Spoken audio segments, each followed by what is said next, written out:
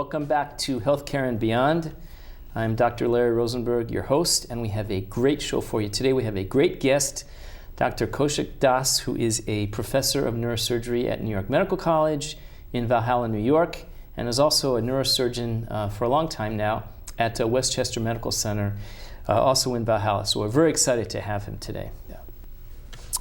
We're going to begin our story today with a narrative about a patient. It's a gentleman by the name of Dave, who's 48 years old. Came to the doctor one day with a little bit of back pain. Said, "Doc, I woke up, my back's really bothering me a lot." And the doctor gives him some pain medicine. He says, "See how this works out. Come back in a couple of weeks." So he takes the pain medicine for about a month or two. Doesn't really get much better. Says, "Doc, what can you do for me?" Doc said, "Well, we're going to give you some physical therapy." So he goes to the physical therapist. He has a couple of weeks of physical therapy. Month or two, comes back to the doc. He says, "Doc, it's really not doing much for me."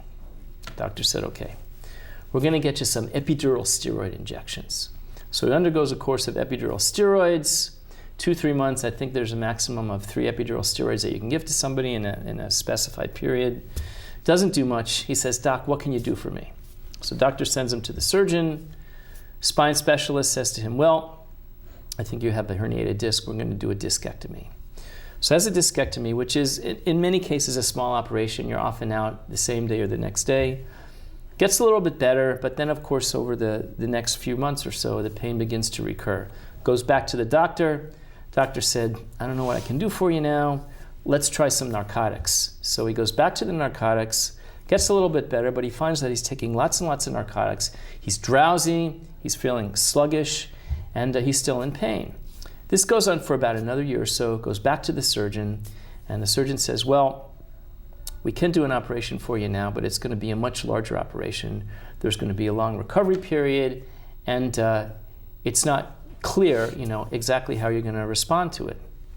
But the pain is so bad, the lifestyle is very difficult because he's on all these narcotics, so he undergoes the operation. And the operation works well, but after about a year or so, the symptoms start to come back. And then he's faced the prospect of living the rest of his life, perhaps, with this back pain, and he's already had 2 operations. Is this an unusual story? Not by a long shot. A lot of the elements in this story, the longevity of the pain, the severity of the pain, the unpredictability of the pain, the narcotics, the surgeries that don't sometimes work out, all these elements are really part and parcel of that condition that we call back pain, which is very, very common in this country. Just to throw out some statistics to you, there are, I think as I remember, the number 2 reason for people visiting the doctor actually is complaints of back pain. It is far and away the leading cause of people missing work. It is, in terms of our healthcare dollar, about number 5. So heart disease being certainly the most costly disease that we have, arthritis, diabetes, and stroke. Back pain is about number 5, and our healthcare budget now our tab is almost up to about $3 trillion a year. So of that $3 trillion a year, about almost $100 billion is dedicated or devoted to or encompasses people who have back pain and all the complications of back pain, whether it's physical therapy, steroids, days lost from work, any number of things. So it's a painful condition, it's an expensive condition, and it is a very common condition. And so we are quite fortunate today in that we have Dr. Das to talk to us about back pain and managing it. Welcome to the show, Dr. Das. It is such a pleasure to have you here today. I've been looking forward to having you on the show for a while. I did want to just read a little bit about your bio, if you don't mind. Okay. Dr. Kaushik Das is Associate Professor of Neurosurgery at New York Medical College, Director of Neurosurgery Spine Section at Westchester Medical Center as well.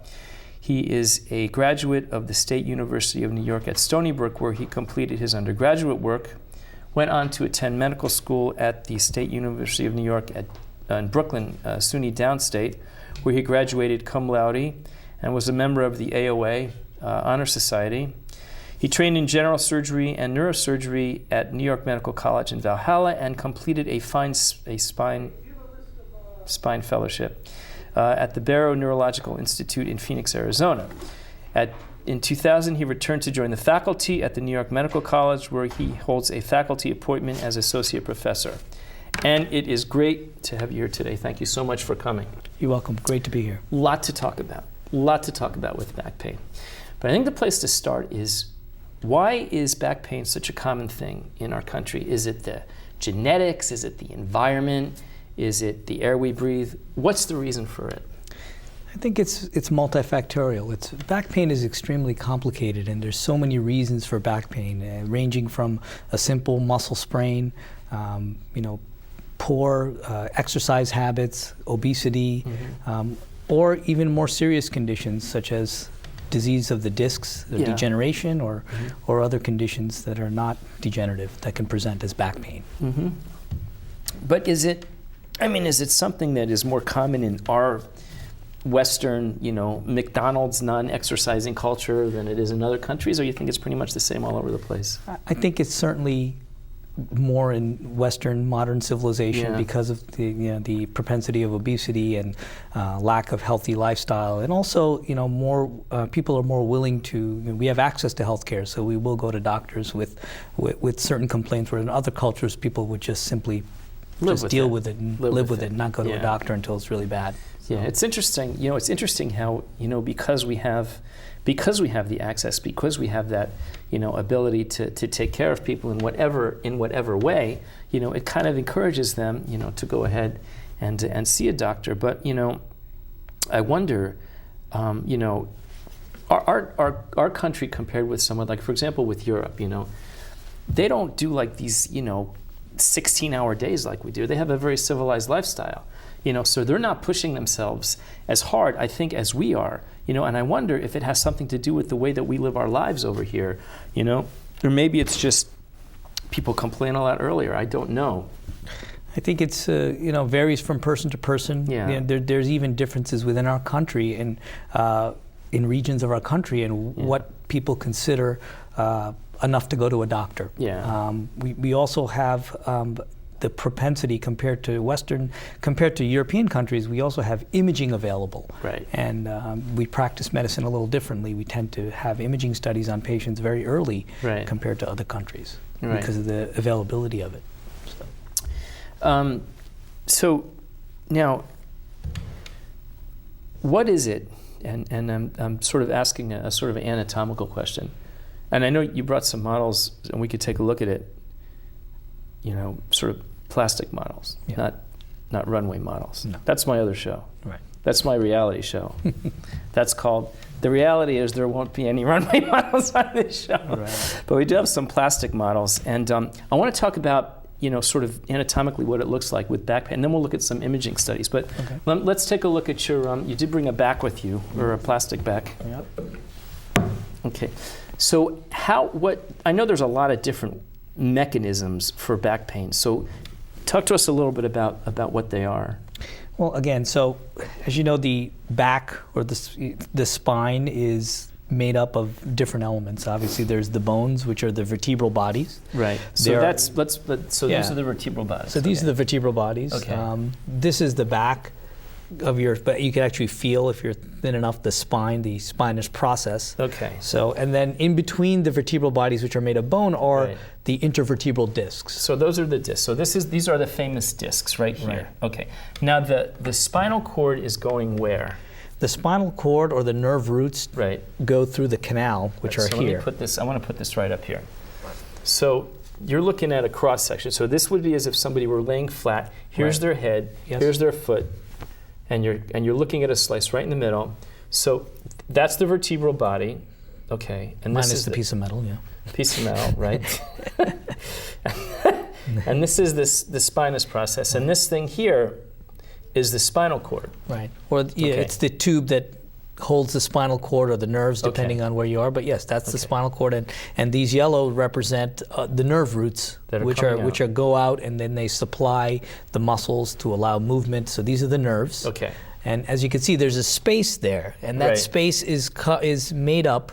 That canal is made up by the vertebral body. Okay. And in between the vertebral bodies are the discs, and then you can see these structures here, which Okay. are called the facet joints. Okay. And those allow the movement. They're a joint that moves. You Okay. can see here that that joint moves. Okay. So between the disc and the facet joint, that's what allows movement. Okay. And then there's a space here where the nerves come out, which is called the foramen, or Okay. the opening where the nerves come out. All So right. all these spaces are important. Okay. And So now, obviously, this being lower down, these are the nerves that are going to supply your legs. correct. Up higher, it would be supplying your chest and your arms.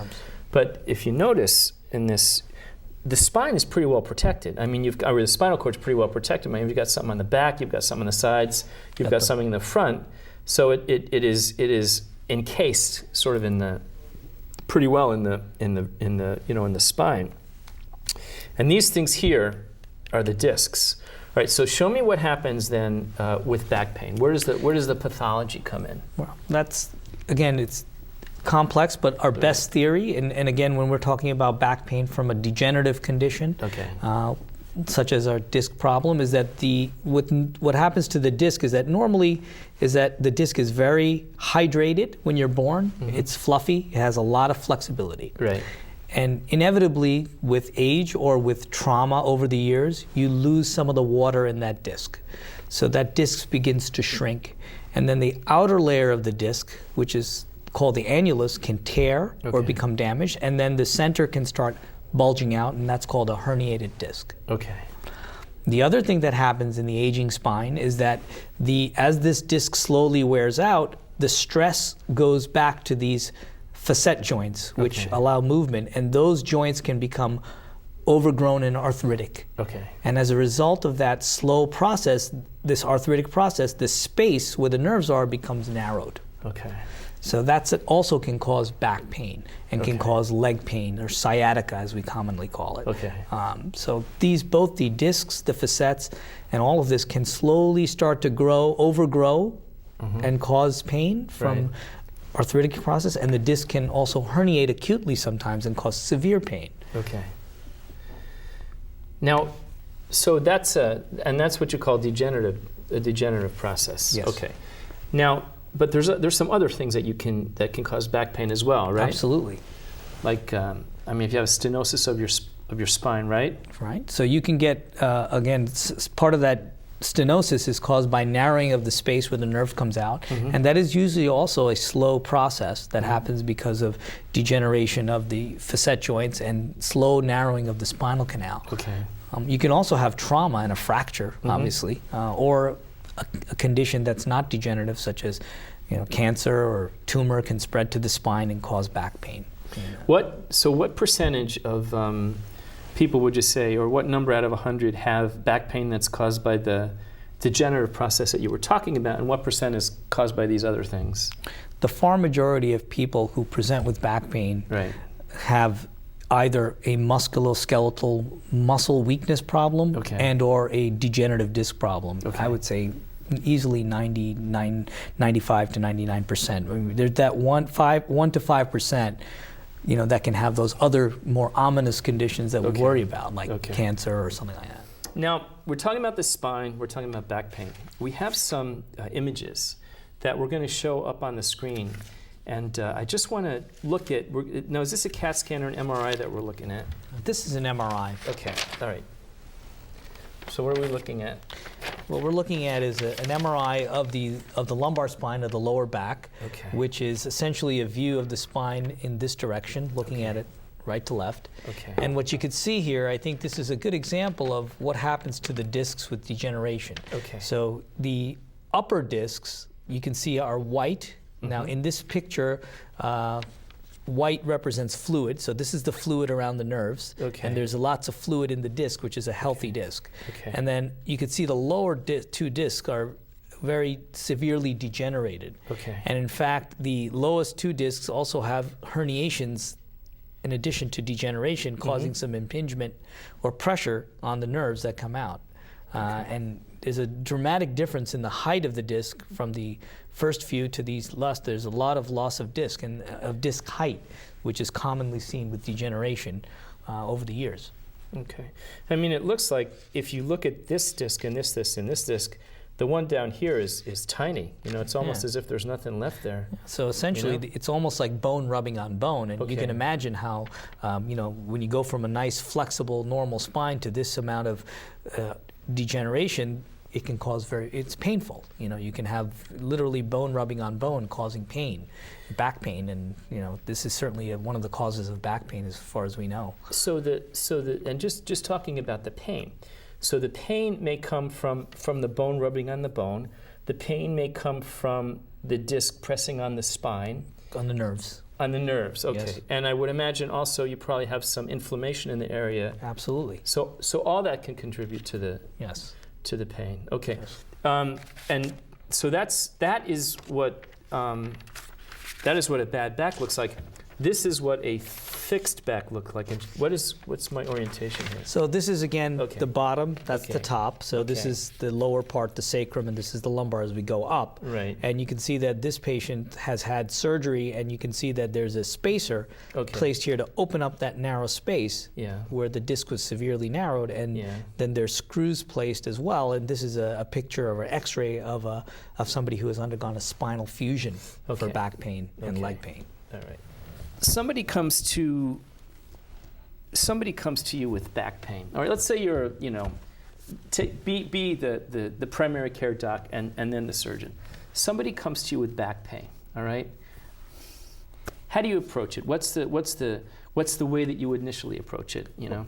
Well, the first thing is to go back to the basics and take a very good history. Okay. And part of that is asking, when did it start? Right. What is there any inciting event? What makes it worse? What makes it better? Right. So one of the things we teach medical students and residents is that if typically if someone has degenerative condition of their back, it is usually they're stiff in the morning. It may get a little bit better during the day, or it may be worse by lifting, bending, twisting. Okay. If someone has back pain that's and they have associated weight loss and the pain wakes them up at night, that's a little bit more of a red flag for something more not degenerative. So Right. that it starts with a good history, and then Okay. based on that history, one would try conservative treatments such as non-steroidal anti-inflammatories like Aleve or ibuprofen and give it some time. Right. Typically, if it's a muscular condition that's not a disc problem, it will resolve in the 4 to 6 weeks. And how common is it that it's just a muscular condition and not the back involved? It's very common. In fact, yeah. most commonly someone will strain their back from Okay. lifting or twisting, and it's usually muscular. And typically it will resolve over time with a short period of time, either with muscle relaxants, anti-inflammatories, and it will get better and nothing more happens of that. And I'm guessing that's why you have that high statistic of so many people going to the doctor in the emergency room. Probably a lot of that figures in. Yes. All right, but let's take it one step beyond. Let's say that it's not, as we would call a soft tissue condition or a muscular condition. Right. So what do you do? How do you approach it at that point? I mean, at that point, as a primary care doctor, Right. usually there's an indication for ordering an imaging study. Okay. And that may start out as an X-ray, but typically if the symptoms have been going on for greater than 6 weeks, not responsive, or they involve neurologic symptoms associated with it, Right, you would right. order an MRI scan. Okay. So you get the MRI, and the MRI shows something like this, degenerative disc disease. So what do you do at that point? Well, at that point, again, in the absence of any neurologic, weakness or numbness, Right. if there's simply pain, that patient would be referred to a physical therapist Okay. for treatment to see Okay. if that helps. Okay.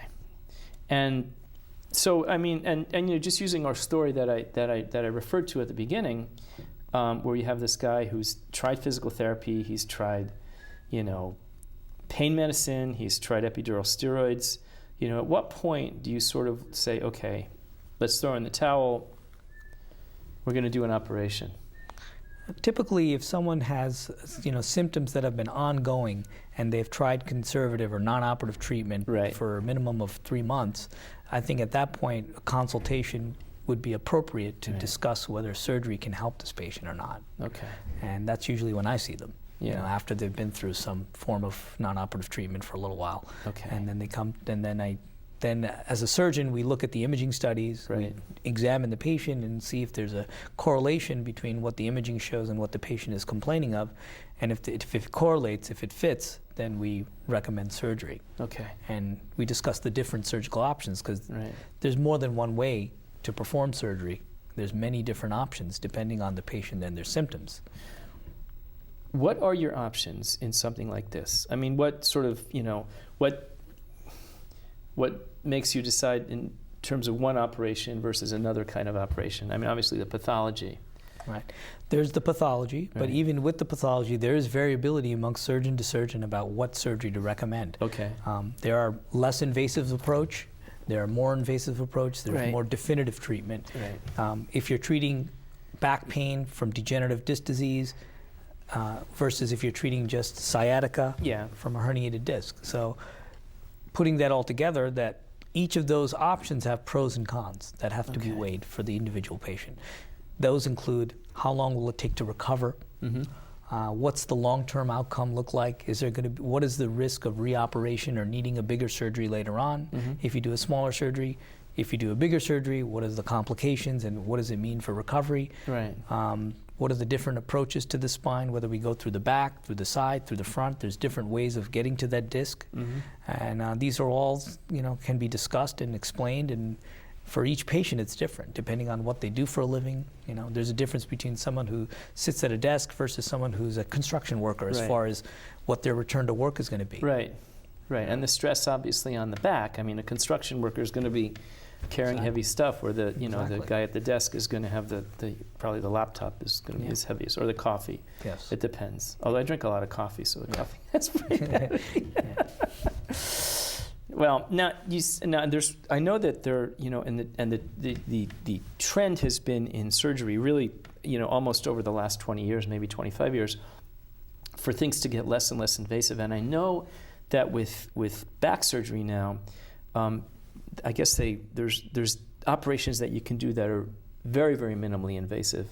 And I know that can you just talk about? I know you've done some of those. Can you talk about that a little bit? Yeah, I mean, there again, for what your goals of surgery are. If your goals of surgery are to decompress or remove some disc, Right. there are procedures that you can do through very small incisions through tubes, where you can actually visualize the nerve, take the disc out, and you can be done in less than a 1-inch incision, and patients can go home the same day. Right. There are also, I'm sure you've seen on TV, ads for laser surgery, which sound very exciting. Yeah. There's limitations to those. I mean, those surgeries don't directly decompress the nerves. They rely on something to shrink the disc through a needle, Okay. which is not as effective as decompressing the nerve. Mm-hmm. So again, there may be some limited applications to those, but again, there is a significant incidence of requiring another surgery later on.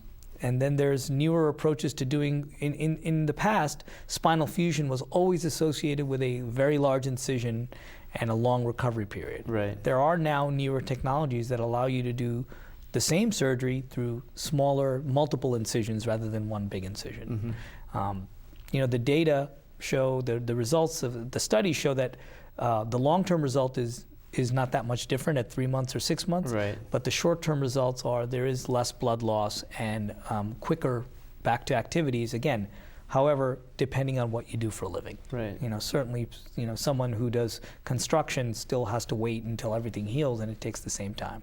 But other people can get back on their feet and get out of the hospital a little bit sooner than if you did it the traditional way. There's a couple of features of back pain which make it different from a lot of other disease processes. And I don't know if this is accurate, but it seems to me, taking care of these people, from what I do, over the years, is there's a certain kind of a unpredictability about the back pain.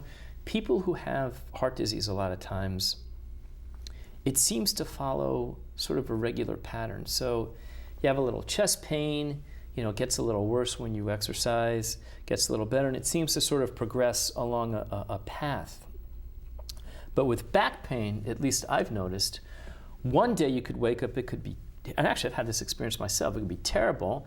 Next day it's gone, it'll be gone for like 2 months, then it comes back, it's mild, then it's gone, then it comes back, it's severe. I mean, it's it's such a, I don't want to say volatile, but really volatile, unpredictable sort of a course that the symptoms take.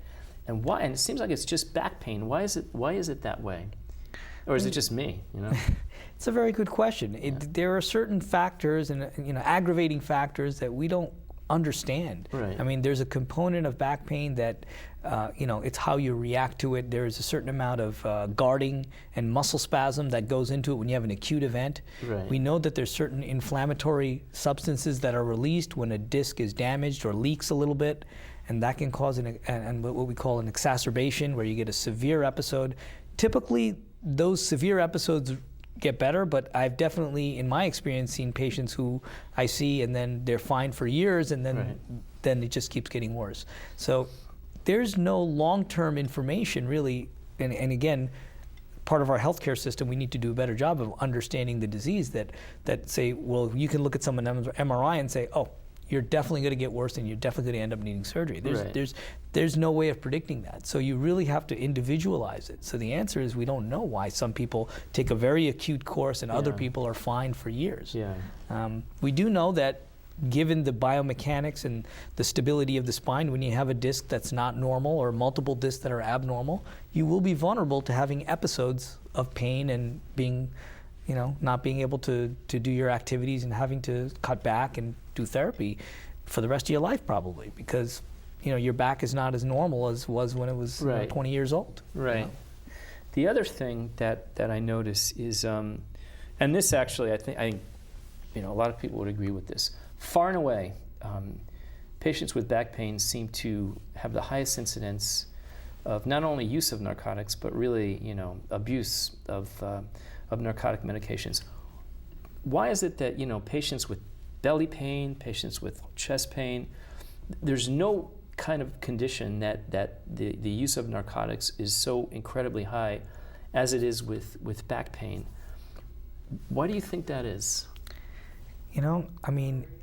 That is very difficult to say. I mean, there's a certain incidence of patients that have chronic back pain that you see that do have other comorbid medical conditions that predispose them, such as accidents, issues like that, where somebody would be more likely to complain. And I think part of it is, as a society, as physicians, I think that rather than trying to fix the problem or try to figure out what we could do to improve the problem, it is easy to write a prescription. And sometimes I think as a society, maybe we have not done right by getting people into taking narcotics very easily. And because once you start that, as you know, you develop a tolerance. And and it tends not to work. And sometimes we tend to we try to overtreat sometimes instead of saying, well, let's try this, let's try something non-pharmaceutical to try to treat your back pain. We tend to, as at least in America, push medications a little bit more than other countries. Interesting, very interesting. Interesting, complex, and as we've seen, we're not 100% to solving the problem with these patients. Absolutely. It's a real challenge, Yes. Okay, we will be back in just a minute with Dr. Kaushik Das talking about head injuries, but it's been very illuminating talking about the spine. Back in a moment. Thank you.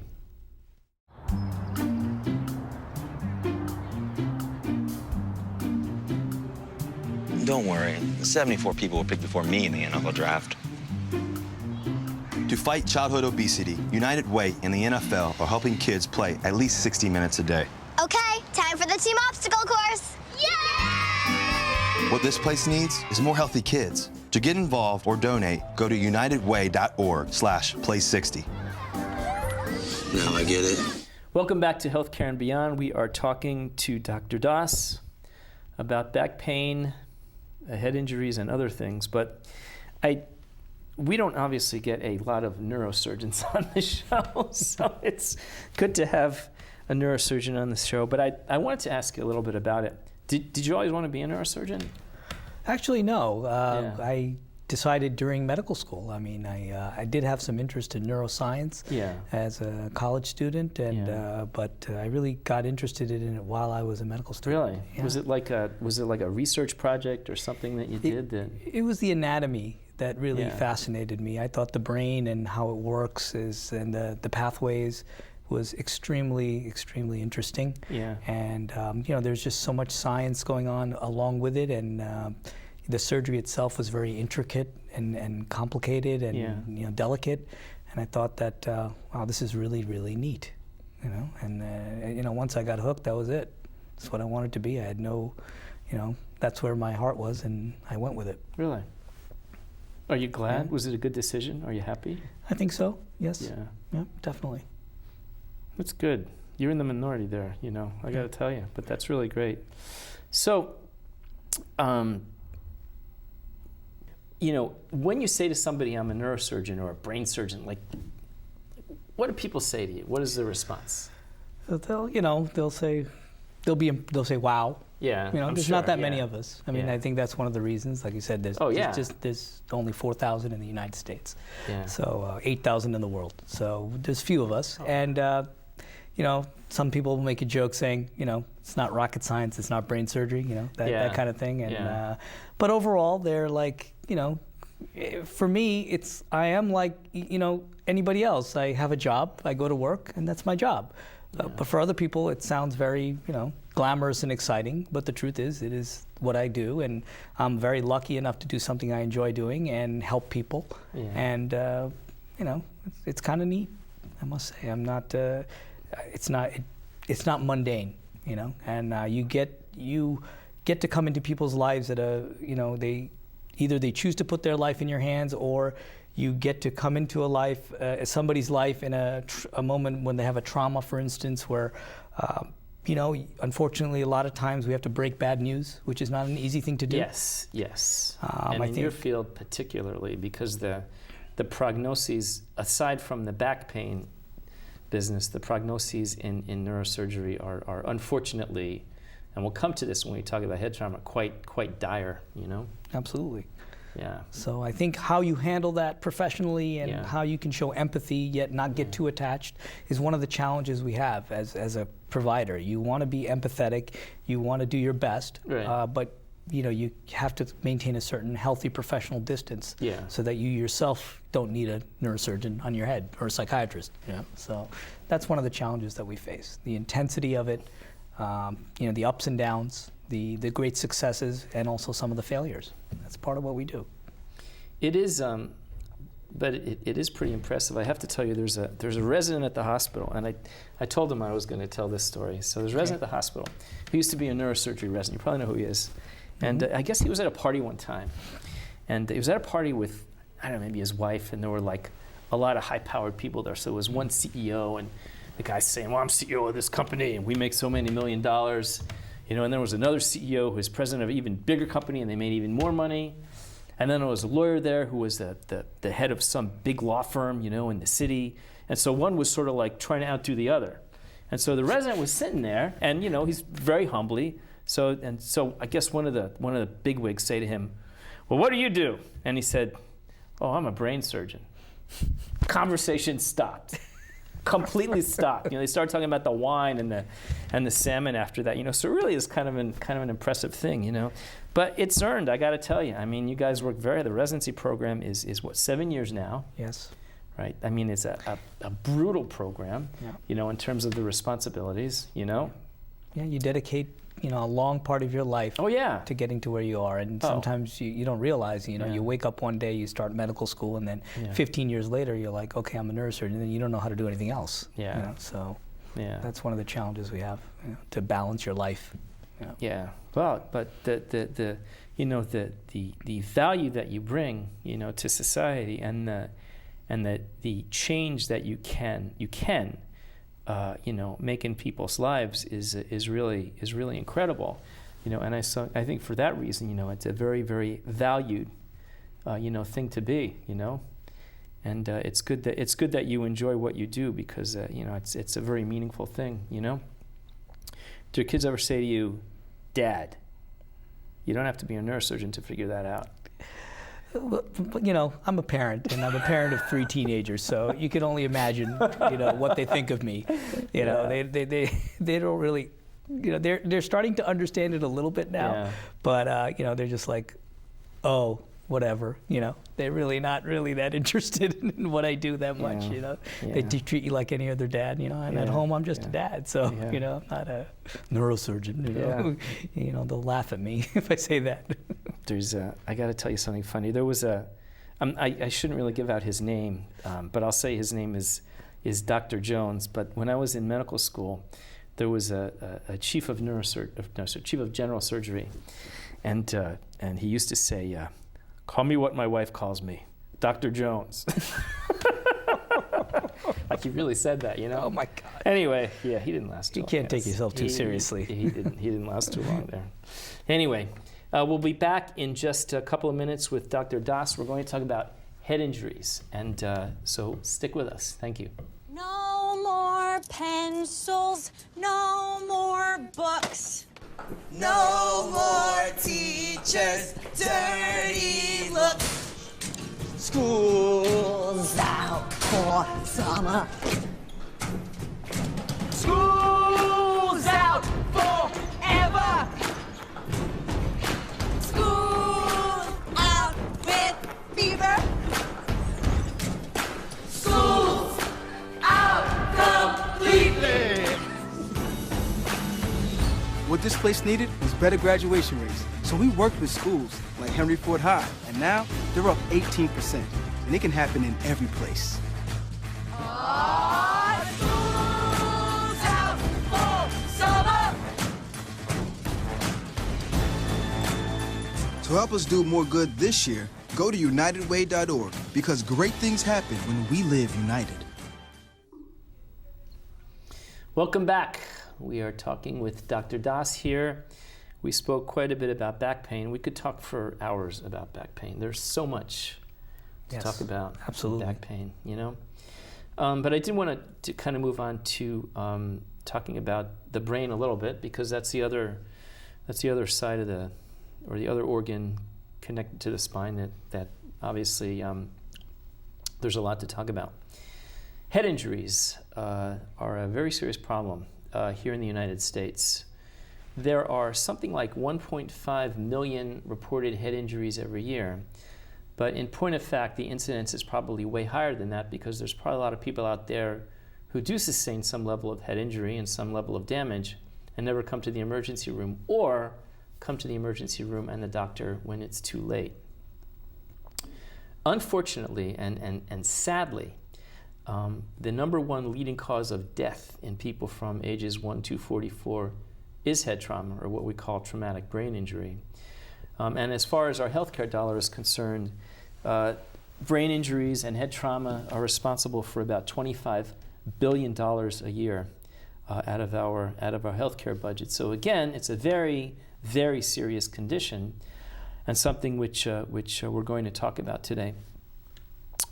I know that there are different levels of severity in head injury. So I just want to talk for a minute about sort of going from the mildest kind of head injury to sort of the most severe. I know there's sort of a gradient, and there's a way to evaluate that gradient. But just talk to us a little bit about that.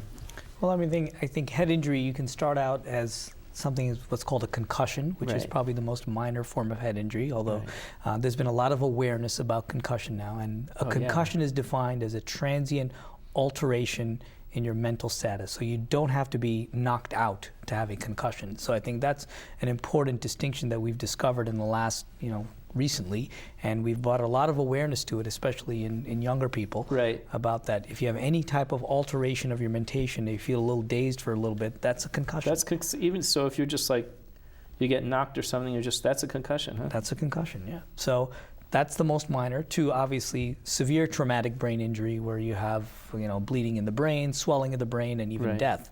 So that's the spectrum. And when we're talking about head injuries that are more than severe than concussions, with abnormal, which require a CAT scan or something like that, there is a grading system that we use to to give some prognosis and about outcome, as far as head injuries. It's called the Glasgow Coma The Score. Glasgow Coma Scale. Now, Yes. the scale, and just remind me, because it's been about 6 million years since I was in medical school. But just talk about what the scale is and what the measures are there. It goes from 3 to 15. Right. 15 is completely normal, awake, alert, lucid, oriented. Okay. And 3 is essentially comatose, doing nothing. Which would be after I've been on call for a full night. Okay. Absolutely. And halfway between there kind of tells you, 8 or less is defined as severe head injury. Okay. So about halfway through that score. Right. Anything from 9 to 15 is, a mild head injury. Okay. And again, and then I talked a little bit about concussion, which is any alterations. Right. Now, what is a contusion? That term is used a lot. A contusion is, for sake of a better word, a bruise on the brain, a contusion, where there's small hemorrhages, there's swelling around it, and typically that contusion or that swelling gets worse before it gets better after. And just like if you got punched in the arm, you get a black and blue. Right. Imagine that on the brain. Okay. And that obviously is a lot more severe than a concussion. Yes. But I know also that in addition to the brain, and we're just talking a little bit of physiology here, but I think it's instructive because we're going to look at some images in just a second. You also, get, in addition to the sort of like the bruise, the damage to the brain tissue, there's a lot of inflammation, a lot of swelling, and that can cause a lot of problems, right? When we talk about head injuries, what makes the brain or this organ is different from the rest of the body is that the brain is in an enclosed space where there's only 3 structures. There's the brain, there's blood, and there's cerebrospinal fluid. Okay. So in this closed box, when you get damage, you get the natural response, which is swelling. And the reason is that swelling happens in an enclosed space. Right. And then you have the primary injury, which is the initial trauma or the force, whether it's a car accident, a fall. And then because of that swelling, the blood supply around that area gets decreased. You get what's called secondary injury. Okay. And that's where you have all the inflammatory pathways, the excitatory neuronal pathways that cause further damage to the area around it. And our focus when we treat head injury, obviously the ideal way to treat it is to prevent it. Right. But as a neurosurgeon, what we're trying to do is to decrease the amount of secondary brain injury after a head trauma, when we're talking about severe head injury. So I mean, if I could just, well, actually, let's take a look at some studies, because I think this will make it a little bit clearer. So we have, let's go to a picture of a depressed skull fracture. So let's take a look at that. And what are we looking at here? So this is an image of the head. Is it CAT scan? It's a CAT scan. CAT scan, okay. Which is usually the imaging that you have for head trauma. Okay. And it's a cross-section image where this would be the front towards the nose, this would be the back of the head. So somebody's lying down like this kind of. Okay. So you're looking down at the top of their head, essentially, a slice. Right. And you can see here, the way we look at a CAT scan is we compare the normal to the abnormal. So the normal size, you have a nice round skull, and here you can see that bone has been caved in. And this is from an accident. This is from an unbelted passenger who struck the windshield. Oof. Yeah, going very fast. So you can see how this is pushed in and obviously pushed into the brain, and there's a sharp edge right here. And there's a lot of swelling in the scalp and blood and stuff coming out. So and I'm not a radiologist by any means, but it looks like there's 1, 2, 3 different fractures in that skull. Right, so this is it's in multiple pieces, so it's a comminuted fracture. So there's a crack here, and then this one is really, part is driven in all the way. So the amount of force it takes to do this is quite a bit, as you can imagine. Okay, so now looking at that, and that's a picture of the skull. That's what the skull looks like. Let's see what happens, or what could happen to the brain when that fracture takes place. So what are we looking at here? So we're looking at the CAT scan slightly lower down, and you can see, in addition to the fracture where it's a little bit caved in, there's this white stuff here, which is blood. Okay. And you can see that this fluid, which represents the center, which should be here, is completely shifted over. Okay. And the brain has been pushed over, squashed against the other side of the skull, from the swelling and the impact of the injury. So all that inflammation here, all this blood and all this inflammation is taking the entire brain and pushing it over. It's occupying the space, and there's Okay. limited space, so the brain moves over, and when it moves over like this and pinches itself off, Okay. that's called herniation, and that causes loss of blood supply to this brain, and then it gets worse and worse and worse. So you get more loss of brain tissue and more damage to the brain every minute that the brain looks like this. Now, so let's say somebody is unfortunate enough to get into an injury like that, all right? I would imagine that, all this takes place really quickly. So it's not like this takes place over a few days. I mean, you probably get the swelling and all that come on probably within minutes of when things happen, right? Yes. So when somebody's in a car accident, I would imagine the sooner you get to them, the better off they're going to be, right? Absolutely. Time is of the essence when Yeah. you're dealing with traumatic brain injury, Right. to get to a place where this can be addressed to the best of our medical abilities. So a patient like that, you probably want to rush to the operating room, like zip them right up as fast as you could, right? Absolutely. Once we know that if their blood pressure is, as long as their blood pressure is stable and Right. they're not losing blood from elsewhere, Right. the definitive treatment for that would be, emergency surgery to take the pressure off the brain. And, those are the cases where we see some miraculous improvements when we Okay. get to them in time, Okay, all right. We actually do have a skull here with a brain, and as you can see, it's very. I mean, there's no place for it to go. It's completely encased. So any little bit of injury would just push that whole thing over, huh? Absolutely. It's an enclosed space. Yeah. And there's no room for it to go anywhere else. Yeah. And, Yeah. So now that we've just talked about, a severe head injury or car accident, that's sort of this end of the spectrum. But let's talk just a little bit about the less severe end of the spectrum. And I think, just if you're a parent or maybe thinking about kids or something, or just, somebody out there maybe playing some sports, what advice would you have for somebody who, hits their head, maybe falls, maybe, knocks their head against something? When do you go see the doctor? When do you not? When does it become, sort of in your sort of garden variety, hit your head kind of thing? How do you approach that? What's the best way to think about what you should do in those circumstances? Well, I think that the most important thing is is it a concussion or not? That's a good question. Sometimes, I think there's been a lot of awareness to head injuries and concussion with what's going on in the NFL and their policies, and also with the younger brain. We know that there's certainly evidence to show that if you get multiple concussions, it's going to affect your brain development. So I think the question is it a concussion? And any alteration after you hit your head of your mentation, whether you're a little dazed, confused for even a brief amount of time, is considered a concussion. And if you have a concussion, the first thing is to stop to play immediately and go see, either if you're a child, obviously your pediatrician or a neurologist or a neurosurgeon to be evaluated. To say what's the next step, and when is it okay to resume activities. How often do you think, and I know I gave that statistic of 1.5 million, but how often do you think it is that people don't do that when they're supposed to?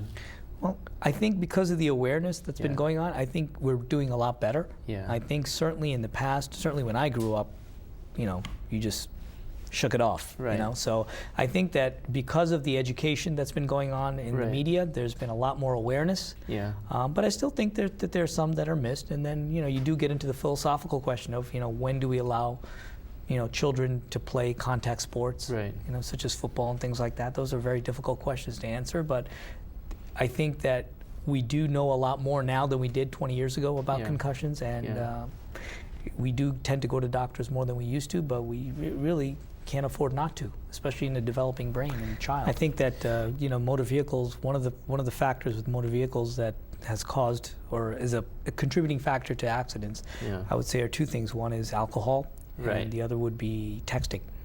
We've definitely seen a huge amount of an increase in the number of motor vehicle accidents related to that, and if those. Something we never saw before. We definitely see it now, and it's something new.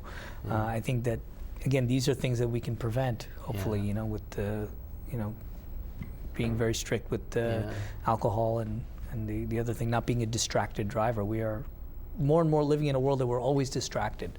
Yeah. And we try to multitask everything as a society because that's what's portrayed to us as that's what successful people do. But Right. When you get behind the wheel of a car, you do need to give that a lot of attention. And it's very easy to get distracted, but we have to remain calm and pay attention to what we're doing. Just common sense. Yes. That's just what you're saying, common sense. Yep. I'll never forget, I used to drive to Pennsylvania a lot, and I used to leave really early in the morning, so I'd leave at like 5 o'clock or so. And, you get on the highway, the speed limit's 65, so I'd put the cruise control up there on 64, and so I'm going along, and then some guy is in I think it was a white Mustang or something, and he is just zipping along, all right? And so I accelerated a little bit just to catch up with him, and I looked at the guy, and he had his phone right here. And I was observing him, and I don't think he took his eyes off his telephone for like 2 minutes. I did not see him look up. It was a scary thing, So it really is a major problem, unfortunately. But anyway, I think our hour is up. I do want to thank you very much, Dr. Kaushik Das, who's been with us talking about back pain, about head injury. It's been a fascinating conversation, and I would love to have you back sometime and talk some more about this stuff. It's really been interesting for myself, and I think very interesting for our audience. Dr. Larry Rosenberg here again with Healthcare and Beyond. Thank you for watching the show. We have some interesting shows coming up very soon. We'll be having a friend of mine from Wall Street who's going to be talking about healthcare and investment banking. We will be having a professor from New York Medical College come in a couple of weeks and talk about healthcare policy, Obamacare, healthcare costs, and then after that, we're going to have someone, a librarian, come and talk about how you find information on the internet, what are good, reliable sources to find medical information and healthcare information. We've also started to incorporate a musical guest in some of our shows, so you'll see in the shows coming up, we'll have 10-15 minutes of musical guest and some really great singer-songwriters coming on the show. Thanks once again for watching. You're watching Healthcare and Beyond. We'll see you next week.